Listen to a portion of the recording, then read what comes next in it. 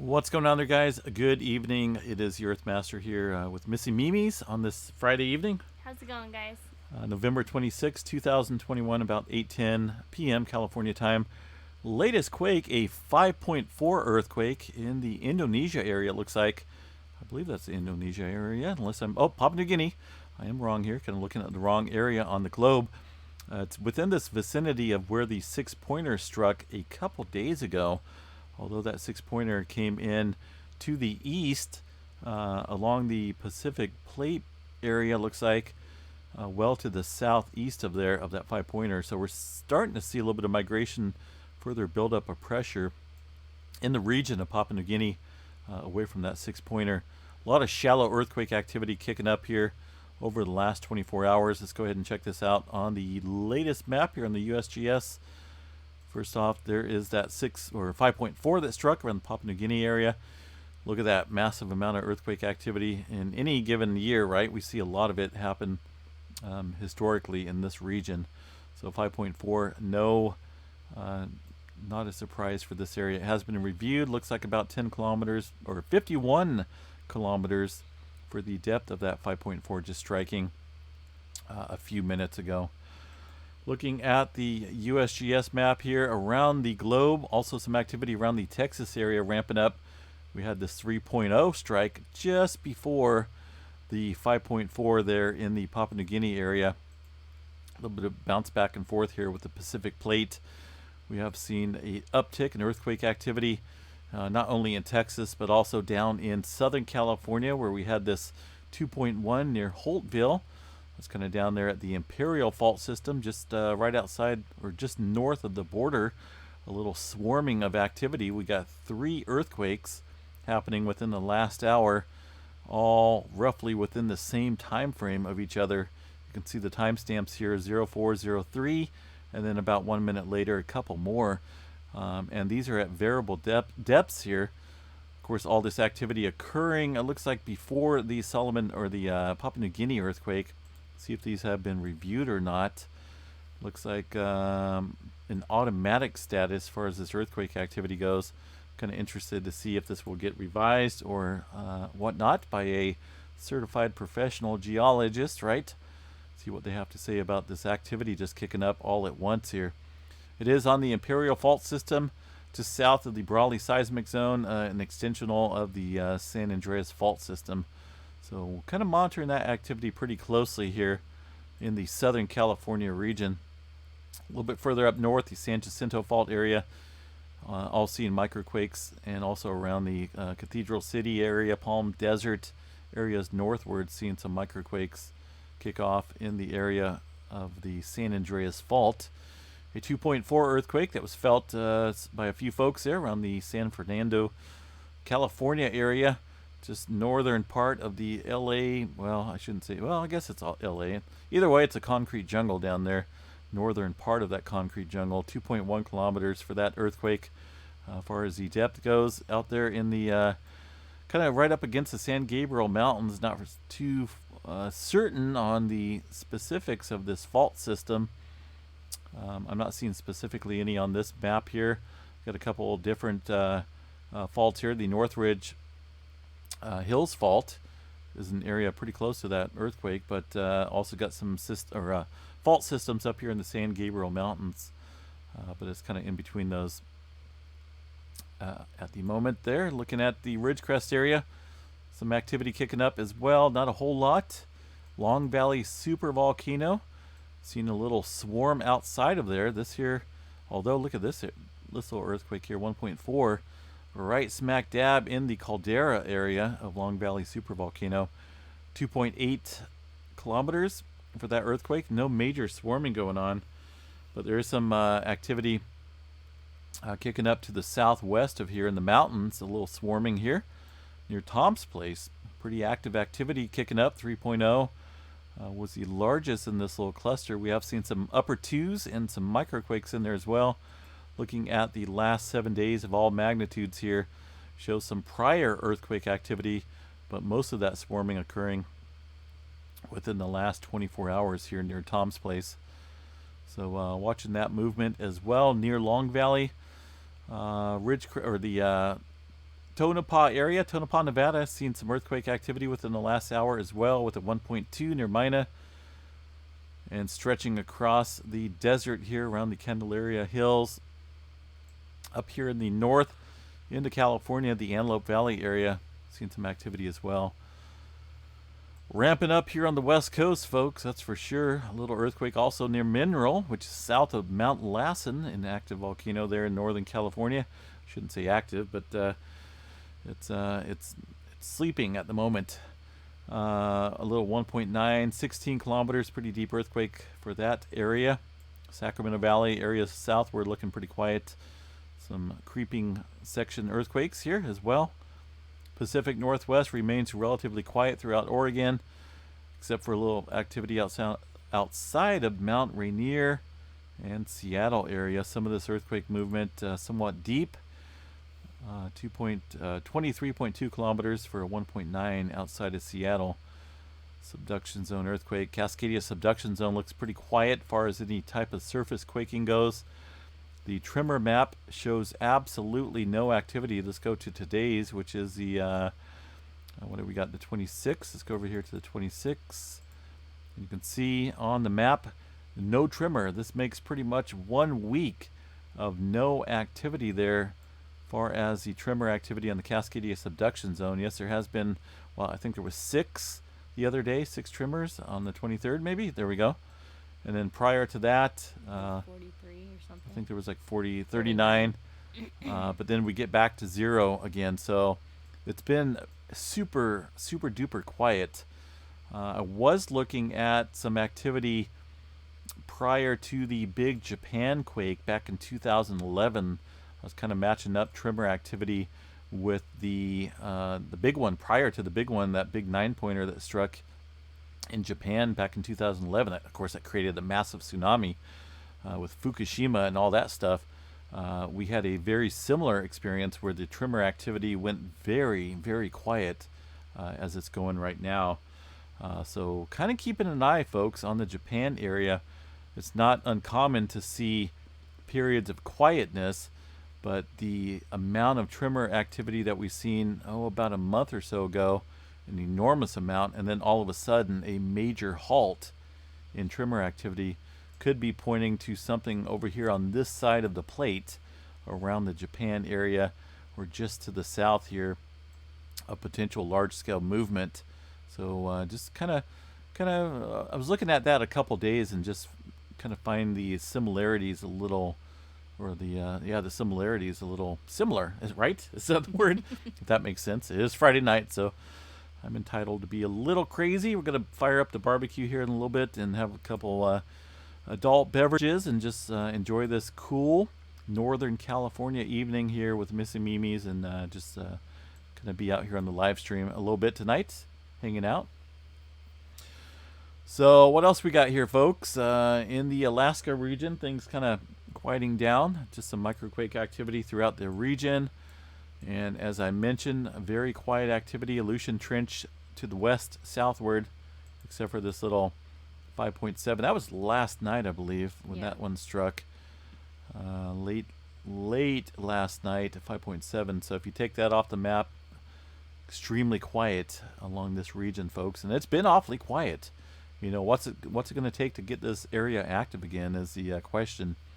This here is a major player when it comes to producing, accumulating a lot of built-up stress here dynamically with the Pacific Plate interaction over here to the west. So kind of watching that pretty closely. There's that 5.4, some movement out here around the Samoa, Fiji area. All this earthquake activity, shallow, except for this 4.4. That one was late last night as well. That was 600 kilometers almost for that deep movement. Hawaii region looking active along the southeast flank, and a little oddball earthquake by itself over here around. I'm not even going to attempt it. Don't ask. I don't even think you should, Missing Mimi's. I think it's Hanua Nua Pupu. Right? Say that again? Hanua Nua? Hanua Nua? Yeah. All right, let's see if we got that right.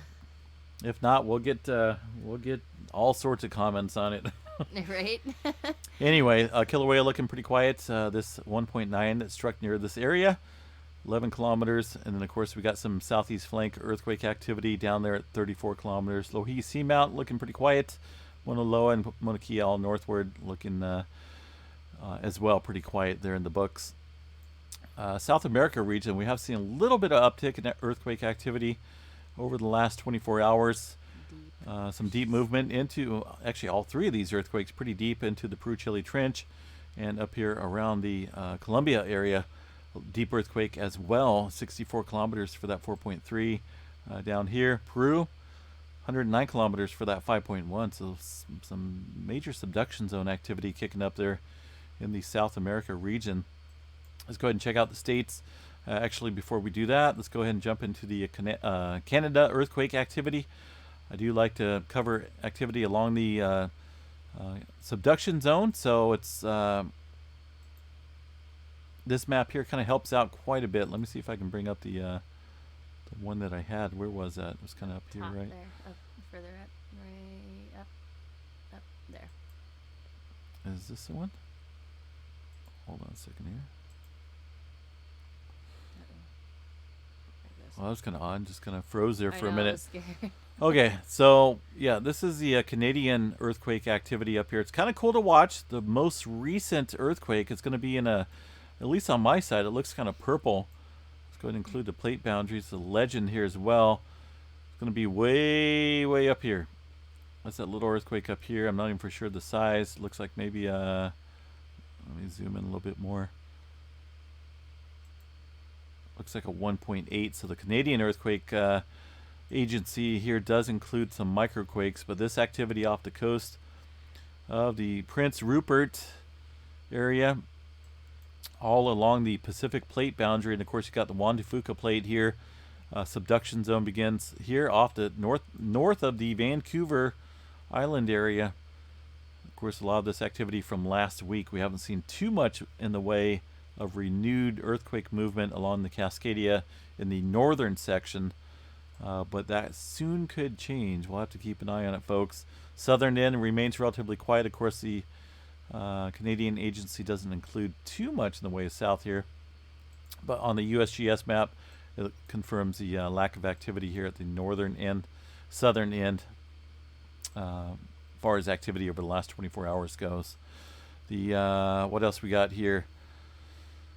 What else we got, Missy Mimi's? Oklahoma, pretty high and dry out there. Not a whole lot of movement. Some Quinton, Oklahoma activity kicking up. New Madrid area remains quiet. Texas got some Eastern activity. Seaboard. Yeah, we got that three-pointer that struck out there around White Cities. They claim New Mexico out here. This is clearly in Texas, but the USGS, not for sure why they're using the New Mexico map announcement.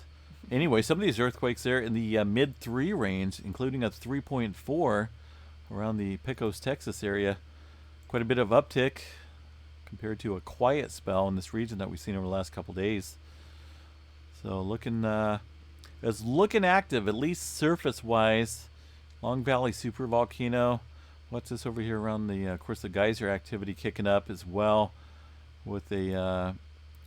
what is that? No, it's not a 0.4. There we go. 2.3 man-made. I think they're man-made. I'm not for sure exactly the procedure, what's going on down there. One of these days we got to get down there and check out the that power plant that they have down there. Right. See what type of operations they got going on down there. What's creating this? I read an article on what was creating it or why these earthquakes happen, but I can't remember exactly. I know it's a geothermal Yep. pumping operation, so punching holes in the ground. Creating all that Pockets. steam and all that good stuff. North Atlantic out here, 4.7. What is that? Ricky James. Ricky James Ridge. I remember that one. Yeah, I think we looked at that one. Yeah, we covered that one when the Iceland activity was kind of kicking up here. What do we got here for the La Palma earthquake activity? We'll go ahead and check out the EMSC since USGS completely ignores the activity there. Some movement. Well, there's that 5.4. They're still covering. Looks pretty absent here on this map. Go ahead and see what we got over here around the Canary Islands here. Looks like maybe a little one over here. 3.0. Over the last couple hours or so. There's Afghanistan. Some movement kicking up around the Canary Islands, eastern Turkey. Things just kind of at a standstill, folks, there at La Palma right now. 4.2, that occurring pretty recently. Was the USGS even showing that on here? I didn't see it in, or wait, what is that one? That's Afghanistan. The other one was a Turkey. Turkey, speaking of Turkey, we had Turkey last night. That was pretty good. I can't say it really helped me sleep, but it definitely made me tired. So yeah, USGS kind of slow, of course. Nothing new there, right? Ooh, there's another one, South America. Did that one just kick up? I It think did. so. Look at that. Was this 4.5? No, it was not here. Or was it? I didn't see it. I'd only seen 3 pop up on there. Alrighty. Huh. Crazy. So yeah, further activity kind of working its way down here along the Peru-Chile Trench. Another deep earthquake, 4.5, 130 kilometers there. Looks like it just occurring within the last hour. Yeah, technically, yeah, that just occurred. Good eyeball. I mean, good eyes there, Missy.